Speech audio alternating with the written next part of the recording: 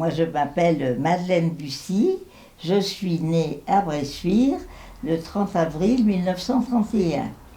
Bon, nous étions 5 enfants, enfin non, à ce moment-là nous étions 4 enfants. Hein. Mon père avait une entreprise de maçonnerie et il travaillait avec son frère. Nous étions vraiment des Bressuirais. Bressuirais pas tout à fait d'origine, parce que mon grand-père était venu d'Italie, avec ses compétences en matière de travail en ciment. Et mes parents ont toujours continué dans cette branche-là. Bon, autrement, j'avais donc une sœur aînée et 2 frères plus jeunes.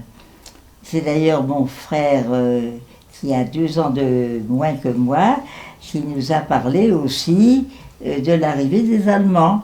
Vous aviez quel âge lorsque les Allemands sont J'avais arrivés? 9 ans. Vous habitiez où? J'habitais donc chez mes parents, 21 rue Ferdinand Buisson, à l'angle de la rue Ferdinand Buisson et de la route de Malabry. Bon, à ce moment-là, mon père était donc dans la maçonnerie et je pense que la ville avait dû répertorier certaines maisons qui peut-être étaient plus solides les unes que les autres. Bon, puisque nous avions un plafond en béton, un plancher en béton armé pour la cave, je pense que la ville avait jugé que c'était plus sûr que les autres maisons qui avaient été construites. Est-ce une réalité? Mais est-ce une réalité? Je n'en sais rien. Mais enfin, c'était comme ça.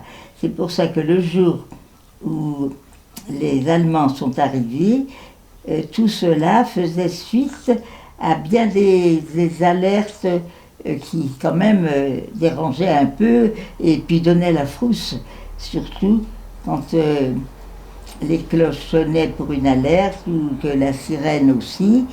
Eh bien, chacun essayait de se mettre à l'abri.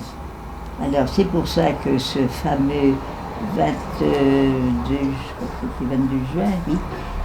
juin 1940, quand l'alerte a sonné et que tout le monde a eu peur, une grande partie des habitants de la rue Ferdinand Buisson se sont retrouvés à la maison.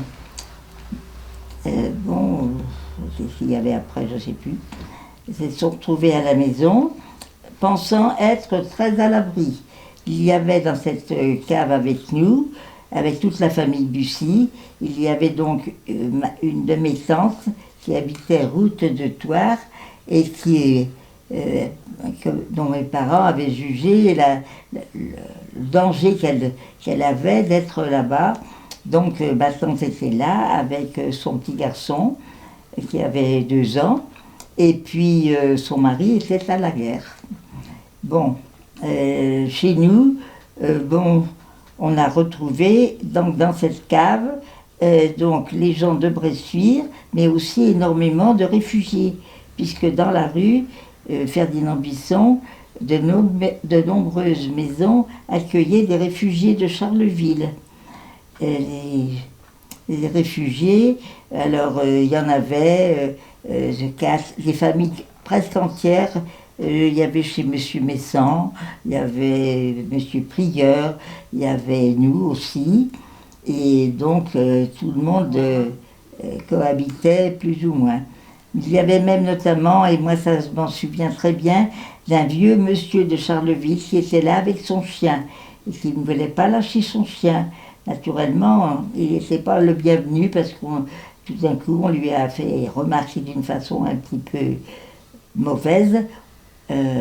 On a d'autres gens à garder que les chiens. Bon, le monsieur est parti, il est resté dans la cuisine de chez nous, tout pendant le bombardement et tout pendant... Bon, avec son chien. Et puis autrement, je me souviens aussi d'une vieille grand-mère de Charleville qui, eux, connaissaient beaucoup la guerre. Ils avaient peut-être encore plus peur que nous. Cette vieille grand-mère était arrivée la veille toute seule et elle logeait rue Ferdinand Buisson. Et ce soir-là, il avait été décidé qu'elle partirait route de Thouars, au 13 rue de Thouars, chez ma tante. Et donc, ses affaires ont été portées chez elle, à cette adresse, et ils sont revenus pour être à l'abri chez nous, donc route de Malabry, mais comme on a vu que la maison brûlait, enfin nous on ne s'est pas rendu compte ce jour-là de l'incendie de la maison du 13. Ce qu'on a vu avec les flammes à travers les feuilles, les arbres de chez M. Villemontex maintenant, on disait le château Sorin, quand on s'est aperçu, on a dit ça brûle chez Canto. Ça brûle chez Canto, ça voulait dire que ça brûlait, c'était le dancing qui brûlait. Parce que le dancing Canto était situé un petit peu plus bas que la résidence du parc actuel. La résidence, c'est ça. Parce que d'ailleurs, les deux maisons d'à côté, les deux maisons actuelles, ont brûlé aussi, je crois, et elles ont été reconstruites. Mais elles, je ne sais pas, non. Ils ont dû profiter du dommage de guerre, mais ils n'ont pas reconstruit à l'identique. Tandis qu'au 8, la maison a été reconstruite à l'identique. Peut-être plus vite, ça je m'en souviens. Je m'en souviens pas. Mais c'était l'identique. Quand je voyais votre maison, là, j'avais vraiment l'impression de la revoir.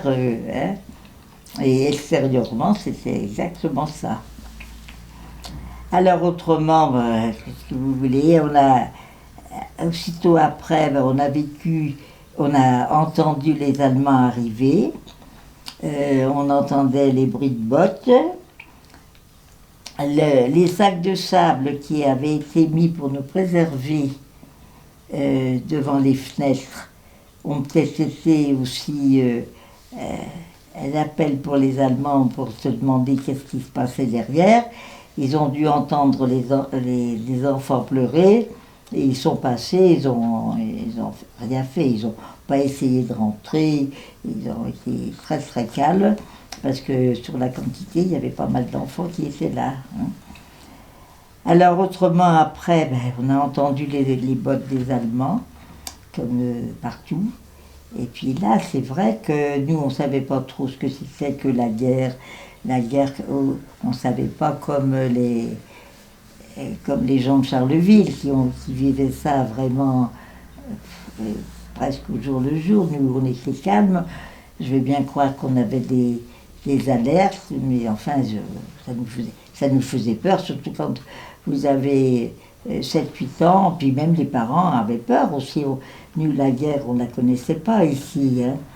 On connaissait que ceux qui étaient partis, et puis, mais autrement, on ne la connaissait pas. Alors là, quand même, je me souviens que la vie avec les Allemands nous faisait un peu peur. D'abord, quand ils descendaient le boulevard depuis la route, depuis la porte Sabat jusque devant l'école, jusqu'à ce qui est maintenant la gendarmerie, quand on entendait le bruit des bottes, on avait peur, quoi. Et moi, je me rappelle que le matin, pendant que les Allemands étaient là, on allait au catéchisme le matin, il faisait noir.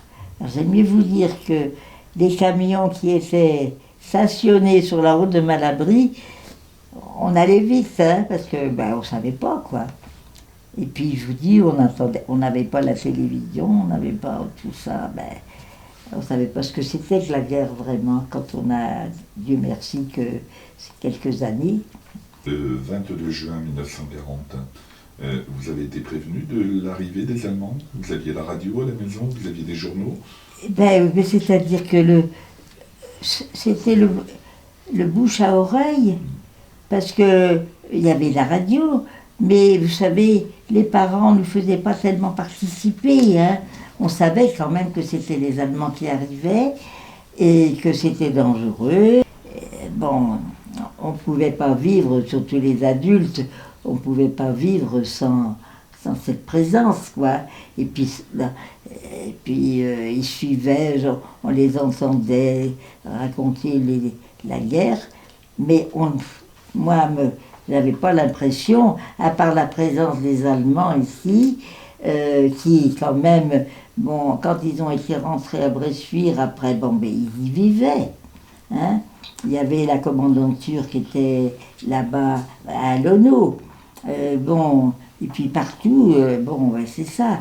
Mais de fait, j'ai pas de souvenir précis de leur présence pour nous personnellement. Hein.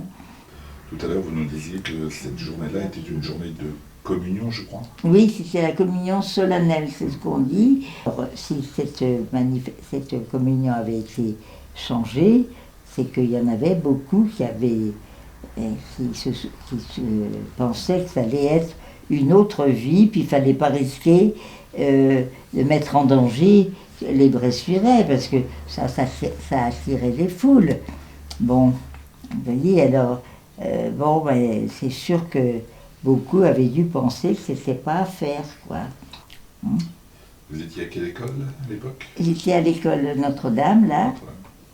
Et puis, bon, ben, après, ben, l'école, l'école, on n'y est pas resté à l'école. On a été à l'école à l'hôtel du Dauphin. Alors, un hôtel qui était dans la Grande Rue. Et alors, là, l'école devait être envahie, enfin, devait avoir les occupée. Et alors, on est allé à l'école, ça je m'en souviens, toute une année, dans la Grande Rue, là, à l'étage. Et ça marquait, hein, ça aussi. Parce que, bon, j'avais été à l'école depuis ma toute première enfance à l'école Notre-Dame. Et cette année-là, on a changé, on est passé là-bas.